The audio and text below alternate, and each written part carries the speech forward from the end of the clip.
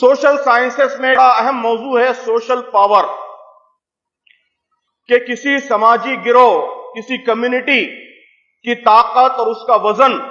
سماج میں اس کے سوشل پاور کے ذریعے متعین ہوتا ہے، سماجی قوت کے ذریعے متعین ہوتا ہے۔ آپ حضرات نے پروفیسر ٹوائن بی کا نام سنا ہوگا، تاریخ کے بڑے مشہور پروفیسر گزرے ہیں جن کی کتاب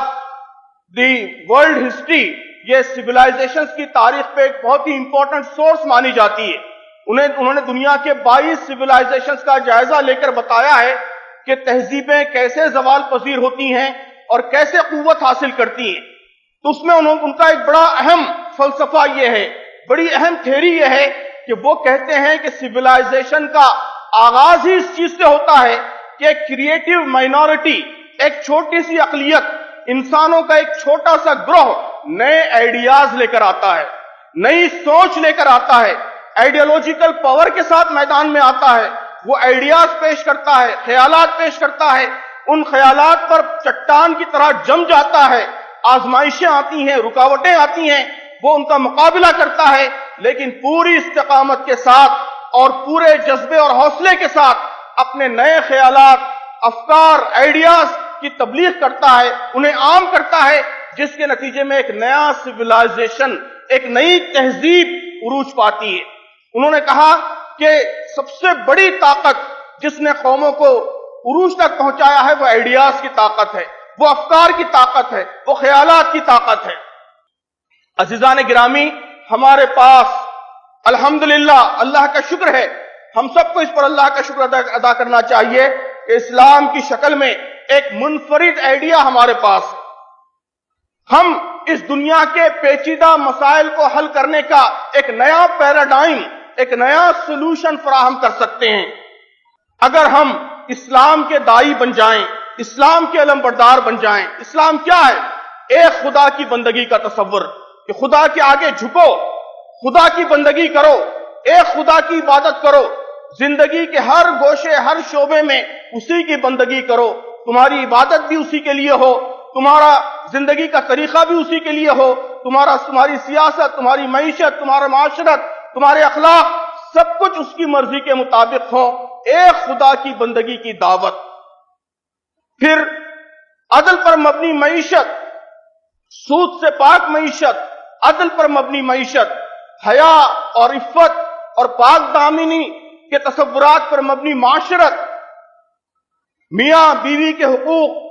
اور ان کی ذمہ داریوں کی تقسیم پر مبنی معاشرت، خاندانی نظام، صفائی ستھرائی، خدا ترسی یعنی خدا سے ڈرتے ہوئے زندگی گزارنے کا پیراڈائم، یہ سب اسلام کی خصوصیات ہیں،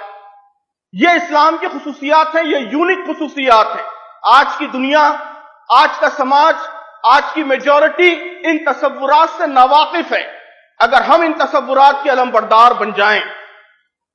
ہماری اصل آئیڈینٹی یہی بنے کہ ہم کچھ خاص خیالات کے علمبردار ہیں، کچھ خاص تصورات کے علمبردار ہیں، پوری کمیونٹی، پوری امت کی امیج یہ بنے کہ یہ ایک آئیڈیالوجیکل گروپ ہے جس کے پاس ایک نئی آئیڈیالوجی ہے، ایک نئی فکر ہے، دنیا کے سلسلے میں ایک انوکھا ویژن ہے، اور اس ویژن کے لیے کام کرنے والی یہ قوم ہے، اس ویژن کے لیے کام کرنے والی یہ کمیونٹی ہے۔ اسلام نے ہم کو خیر امت بنا کر بھیجا ہے، اللہ تبارک و تعالیٰ نے ہم کو خیر امت بنا کر مبعوث کیا ہے۔ ہماری ذمہ داری یہ ہے کہ ہم اس سماج میں اسلام کے ایمبیسیڈر بنے، اسلام کے سفیر بنے،